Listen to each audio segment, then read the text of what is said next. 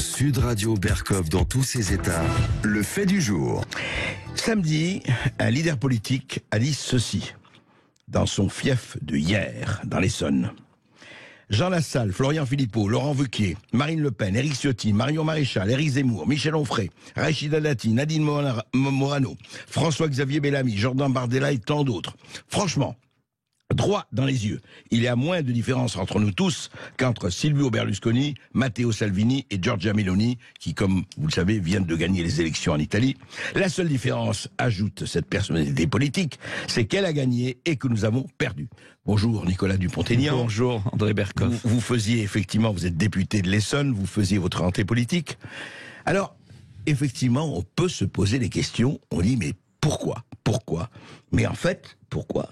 Parce que, est-ce qu'on n'est pas encore, toujours et plus que jamais, dans le tout à l'ego ? C'est-à-dire que quand vous dites ça, alors, qui va s'effacer au profit de qui ? Parce que telle est la question. Si on fait une espèce de collective, Mitterrand a fait un programme commun, il a tout compris il y a 40 ans, un bon politique qu'il est, sauf que c'était autour de lui.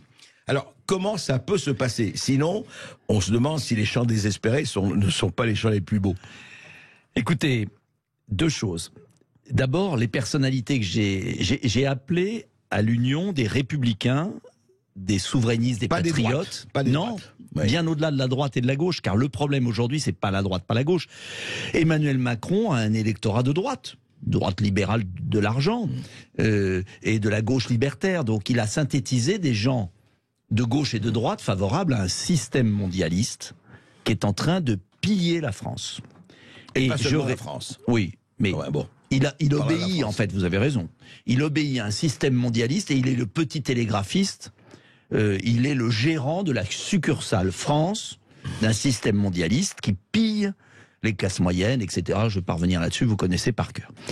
Face à ça, je regrette que depuis des années, des personnalités qui ont des différences, pas seulement des égos, qui ont des différences programmatiques. Je suis plus souverainiste qu'un Wauquiez ou un Ciotti. Je pense que la question de l'Union européenne est fondamentale et qu'il faut s'en libérer. Mais, malgré tout, il y a plus de proximité entre un Éric Ciotti pour rétablir la sécurité et moi qu'avec l'équipe de Macron, bien évidemment. Et je dis simplement à toutes ces personnalités, est-ce qu'il n'y a pas un moment où il faut se mettre autour de la table, se réunir, non pas pour gommer nos différences, mais pour un programme de salut public, qui permette de dire aux Français, voilà, Macron a uni les mondialistes de gauche et de droite, eh bien nous unissons les amoureux de la France, d'une certaine idée de l'indépendance, de la République, de l'autorité, de la famille, de la libre entreprise, voilà, tout simplement. Ouais. C'est pas sorcier. Et quand je le dis depuis longtemps, parce que reconnaissez qu'en 2017, j'étais le seul à briser le tabou du soutien à Marine Le Pen. Qu'est-ce que j'en ai pris plein la gueule. Mais parce qu'elle était au second tour face à Macron. Et je voyais pas pourquoi je choisissais pas.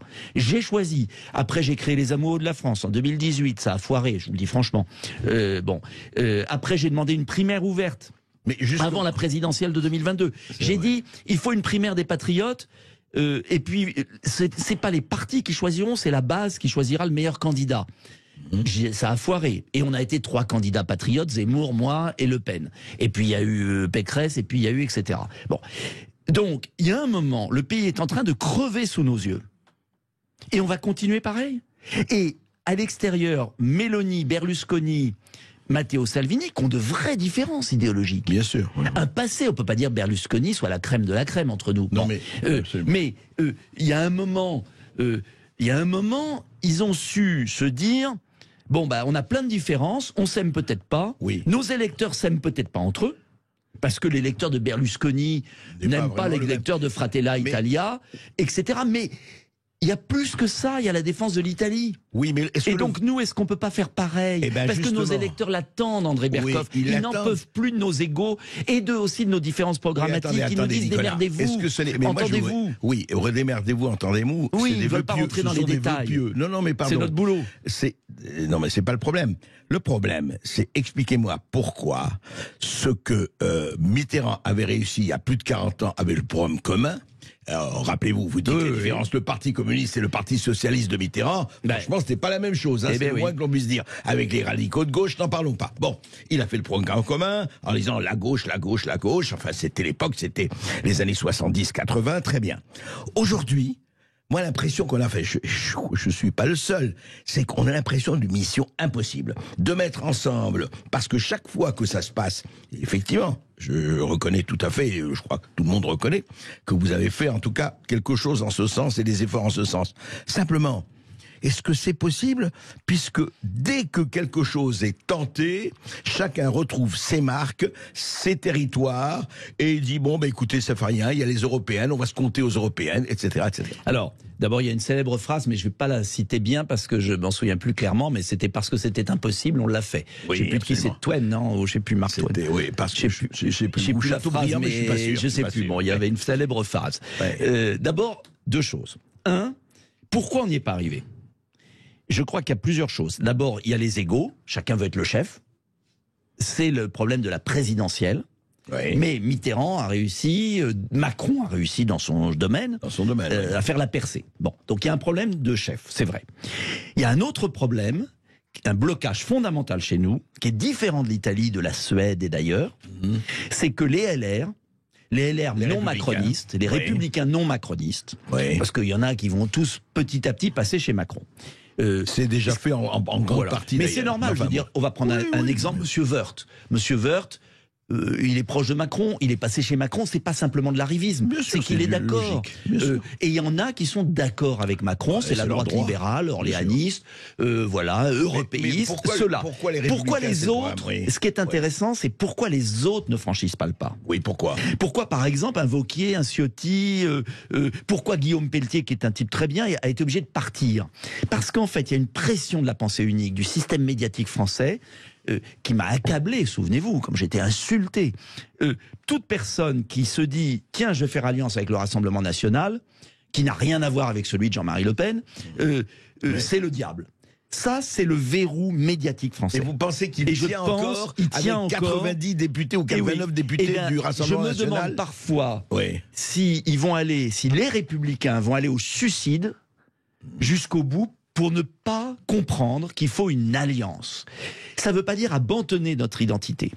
Moi, j'ai soutenu Marine Le Pen au second tour, j'ai toujours refusé, je lui ai dit à Marine Le Pen, je lui ai toujours refusé d'adhérer au RN. Je suis debout la France, on est différents, on a des nuances. Bien sûr. La société politique française, médiatique, n'aime pas les coalitions. Ils veulent soit la fusion-absorption. Oui. Sauf à gauche. Sauf à gauche. Attention. Sauf à gauche. Bien. La NUPES. Regardez. Ça, c'est le premier. Mais bien sûr. Jean-Luc Mélenchon, il a réussi. À son échelle, il a fait la NUPES. Les autres en sont incapables. Premier point, il y a le blocage médiatique qui reste pour des leaders LR qui sont paralysés. Donc ça doit venir de la base. Et moi j'ai beaucoup de maires LR en ce moment qui nous rejoignent, des maires ruraux, qui rejoignent Debout la France. Ils n'ont pas envie d'aller au RN, mais ils voient bien que Debout la France c'est une sorte de sas intéressant. Donc premier point. Il y a un deuxième point, c'est les égos, les petites phrases. Moi j'ai réussi à être candidat à la présidentielle, alors avec un score pas souhaitable, mais j'ai jamais critiqué Marine Le Pen, ni Éric Zemmour, ni Valérie Pécresse. J'ai évité de le faire. J'ai fait la campagne présidentielle et j'ai refusé les petites phrases. Alors évidemment, j'ai eu 2%. Mais Éric Zemmour n'a pas arrêté d'insulter Marine Le Pen. Je trouve ça stupide. Et je lui ai dit. Et je lui ai dit, arrêtez vos conneries. Est-ce que déjà vous pouvez vous respecter entre vous? Et après, troisième leçon, c'est que j'ai dit aussi à Marine Le Pen, arrête de croire que tu vas absorber tout le monde dans une volonté d'un parti unique. Il y a cette volonté, cette tentation, En Marche, l'UMP à une époque, c'est je ne tolère pas la coalition, je ne tolère pas la différence. S'ils comprennent pas qu'il faut se respecter, travailler ensemble, garder nos identités, faire ce qu'avait fait Mitterrand, faire ce qu'a fait Mélenchon. Un programme commun. Un programme commun. 10 mesures. C'est pas compliqué. Hein. On sait ce qu'il faut faire. Il faut rétablir l'ordre, il faut bloquer l'immigration, il faut produire français, il faut sauver l'hôpital, il faut faire des économies sur les fausses cartes vitales. Moi, le programme de 10 points, je vous le rédige en un quart d'heure sur une table. Mais bien sûr, c'est pas le problème. Possible. Mais alors, il y a la question de la souveraineté. c'est vrai qu'il bloque aussi. Vous voulez dire Frexit ou pas Frexit? Voilà, Europe, Florian pas Europe, Philippot, etc. je lui dis, il a raison sur l'analyse globale. Je partage son analyse, mais les Français ne sont pas mûrs aujourd'hui. Donc ça sert à rien de leur faire peur sur le Frexit, alors que il suffirait déjà d'arriver au pouvoir pour, par exemple, rétablir le prix de l'électricité nationale, pour dire à Bruxelles, ça suffit, pour dire Van der Leyen, tais-toi, sinon... Il y en a qui le font, il y a Orban qui le fait. Ben oui. Pourquoi nous on peut pas le faire? Donc, ce que j'aimerais, c'est que compte tenu de la gravité de la situation, compte tenu de l'exaspération de nos électeurs, qui n'en peuvent plus de nos histoires, il y ait une pression de la base. Je crois qu'on arrivera à cette union si la base fait pression et qu'elle nous oblige à nous unir pour éviter que Macron trouve un successeur, parce que c'est ça le danger. C'est que Macron dure 4 ans et demi et détruise la France, et que on ait un successeur qui soit un Le Maire ou un Philippe. Oui. Alors là, c'est la mort du pays. Moi, je veux éviter ça, et j'aimerais même qu'il y ait une dissolution avant, qu'on ait une coalition, parce que si on avait fait la coalition... Il a proposé pour la réforme de retraite. Très bien. Si on ne l'élève pas, on fait dissolution. À condition, André Berkoff, qu'on soit capable de présenter, comme l'a fait Mélenchon, une coalition, on répartit les circonscriptions, et je peux vous dire que si on l'avait fait en 2017, il n'y aurait pas eu 89 députés RN et 60 LR. Nous aurions eu 300 députés d'une alliance des amoureux de la France. Et aujourd'hui, nous aurions peut-être la majorité. Donc, ce que je veux dire, c'est que c'est possible. C'est possible parce que les Français sont mûrs. Alors qu'il y a urgence. Oui, voilà. Alors maintenant, si j'avais la solution... Non, évidemment, vous la sortirez du chapeau. Mais pardon Nicolas, est-ce que franchement, le problème, moi je crois que, mais je peux me tromper aussi, hein, tout à fait, est-ce que c'est vraiment la pression va venir de la base? Moi je crois que la pression ne peut venir, et là c'est pas du tout que la base n'est pas importante, bien sûr qu'elle est essentielle et fondamentale, mais ça ne peut venir déjà, par exemple, les gens que vous avez cités. Est-ce qu'aujourd'hui, vous pensez, très sincèrement, et vous êtes quelqu'un de sincère, vous pensez que vous pouvez les réunir autour d'une table dans les semaines qui viennent? Non. Voilà. Non. Aujourd'hui, non. Non. Mais alors, c'est pas possible. Attendez. Ouais. Déjà, laissons du temps au temps. Oui. Comme disait François Mitterrand. Oui. En tout cas, je pars, moi, des choses simples. Je suis assez simpliste. Je crois avoir du bon sens. La situation n'a jamais été aussi grave. Macron nous emmène dans la guerre. Dans la guerre. Macron nous emmène dans les privations cet hiver. Les Français ne réalisent absolument pas vers quoi on part. Et c'est normal, puisqu'il y a de la propagande tous les jours à la télévision disant que tout va bien. Donc, premier point, le contexte va changer. Deuxième point, les Français sont exaspérés par ce qu'on leur prépare, et quand ils vont avoir les coupures de gaz, d'électricité, et comprendre que tout ça, c'est parce que... Et le pouvoir d'achat, et tout ça, c'est parce que l'opposition n'est pas capable de s'entendre au Parlement, par exemple, pour voter une motion de censure. Je pense que la pression va être forte sur les députés LR qui vont voter les projets de Macron. Bon. Et donc, je pense que dans les mois qui viennent, la situation peut évoluer. Troisième point, je crois que quand les Français vont vraiment être en colère forte, ils vont aller voir leurs députés, leurs leaders, et qui vont peut-être dire, écoutez, maintenant, la plaisanterie a assez duré. J'ajoute de surcroît que s'il y a une dissolution, soit la droite et les patriotes sont capables de s'entendre, soit ce sera comme Emmanuel Macron reprend le pouvoir. Encore plus. Donc l'instant de vérité, il peut venir très vite. Peut-être qu'il viendra pas très vite. Moi, je suis pas Madame Soleil, je j'ai pas une boule de cristal, André Berkoff. Je vois simplement venir des échéances tellement vitales pour l'idée que je me fais de mon pays et de la souffrance de mes concitoyens, que je me dis qu'il était mûr de faire cette déclaration et de les mettre devant leurs responsabilités. Et je vais pas les lâcher. Parce que vous me connaissez, j'ai un défaut, c'est que je suis un peu têtu. Donc je vais pas les lâcher. J'ai prévu une belle lettre que je suis en train de leur écrire. Vous allez continuer à faire appel. Je vais pas les lâcher. En disant, parce que, en plus, ils le font en Italie, à nos côtés. Ils le font en Suède. Ils le font chez Orban. Et donc, si ça évolue dans plusieurs pays d'Europe, ça nous évacuera le débat sur la souveraineté européenne. Vous voyez? Parce que Florian Philippot, que j'aime beaucoup, et d'autres pourront plus nous dire, il faut le grand soir. On peut rien faire en Europe, ça bouge même en Europe. Donc, voilà. Effectivement. Et à ce moment-là, peut-être qu'on peut imaginer des compromis. Alors évidemment, nos leaders n'aiment pas les compromis. Voilà. Mais moi, je préfère abandonner quelques points de mon programme et être au pouvoir. Nicolas pour sauver mon Dupont-Aignan, je vais pays, poser une plutôt question. que de Vous êtes prêt rien faire. à vous effacer si il y a consensus il y a... Non, mais je vous pose la question. Je l'étais d'autant plus près que j'avais proposé une primaire. Et entre nous, j'avais peu de chances de la gagner, la primaire, face à Zemmour, Le Pen et à d'autres. Donc j'ai... En revanche, ce que je n'accepte pas, c'est clair, et je ne l'ai pas fait, c'était les oukases de partis politiques en disant tu te soumets, voilà, tu t'écrases. Non, c'est à nos électeurs de choisir. Bien sûr. C'est à discuter du fond des choses. Et je pense franchement que si Le Pen, Zemmour et moi, au sortir de la présidentielle, on avait fait une conférence de presse commune en disant on arrête les petites histoires, on présente un programme commun, Mélenchon le fait, on le fait, eh bien peut-être qu'on serait en position de force et qu'on aurait créé une dynamique. Peut-être pas, peut-être oui. En tout cas, quand on est dans l'impasse, c'est vrai, face à un mur, et que notre pays crève, et que les Français souffrent, mais il y a un moment, il faut secouer. Enfin, on ne va pas continuer comme ça. On ne va pas attendre 4 ans de Ribéry. Je ne vois pas, en plus, alors je vais vous parler très sincèrement, je ne vois pas comment on peut dire 4 ans. Pourquoi on peut tenir 4 ans avec quelques des petits sacrifices, tant que le frigo ne sera pas entièrement vide. Je vais vous dire ce que je ressens, mais je ne sais pas sur quoi ça va déboucher, très sincèrement. J'ai l'impression, je ne sais pas vous, si vous l'avez, nos auditeurs, j'aimerais avoir leur avis. Est-ce qu'on n'a pas l'impression d'être aujourd'hui en début de quinquennat, comme à une certaine époque en fin de quinquennat ? C'est-à-dire qu'on a l'impression d'une fin de règne. Dupond-Moretti, Colère qui sont mis en examen, des décisions totalement incohérentes, une oligarchie insupportable, du mensonge permanent. Ça, c'est ce qui arrive en général en fin de règne, en fin de quinquennat. Eh bien là, c'est au début. Est-ce que vous pensez vraiment, en tout cas moi j'ai du mal à supporter l'idée que ça puisse durer encore 4 ans et demi. Et je ne vois pas les Français supporter ça encore 4 ans et demi, sauf à considérer que nos concitoyens acceptent tout. Et ça, c'est la mort du pays. C'est une éventualité. Mais alors ça veut dire qu'on est un être mort. Un pays mort. Veut dire... Non, mais vous savez, ça s'appelle la décomposition et la fin des empires. Hein. Ça existait, non pas de l'Empire français, mais de l'Empire occidental, etc. Peut-être. Mais là, j'appelle les Français à la résistance et à s'informer autrement. Mais je crois qu'à un moment, nos concitoyens voient les faits. Moi, je vois beaucoup de monde. Les gens viennent me voir dans la rue, je me balade beaucoup en province, mais je vois quand même une évolution, une prise de conscience.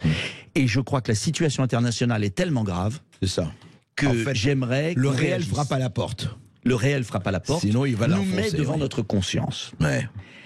Voilà, maintenant, on a eu un débat pathétique sur l'Ukraine à l'Assemblée lundi, où la peur, comme pour le Covid, la peur de penser différemment a anesthésié la politique. Mais parce que le management par la peur, et vous le savez aussi bien que moi, Nicolas Dupont-Aignan, est une arme du pouvoir magnifique.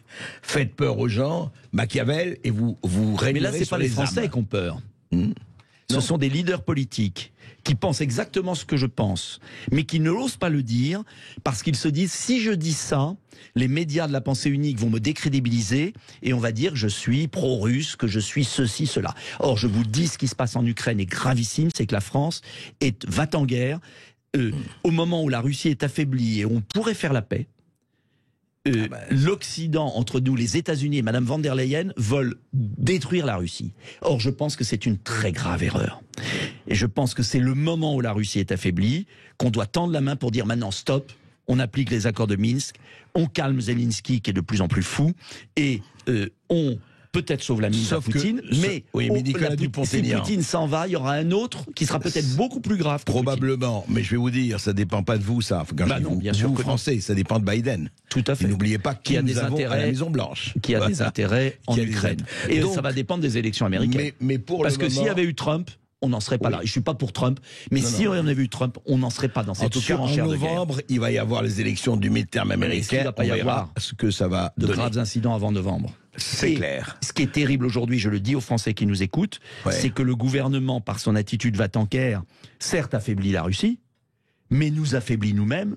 Nous avons des dizaines de milliers d'entreprises françaises qui vont fermer boutique avec des centaines de milliers de chômeurs, dans les semaines qui viennent, parce que en voulant punir la Russie, on se punit nous-mêmes. Les deux Et balles tout dans le ça pour ventre. un conflit territorial qu'on aurait pu régler à l'amiable.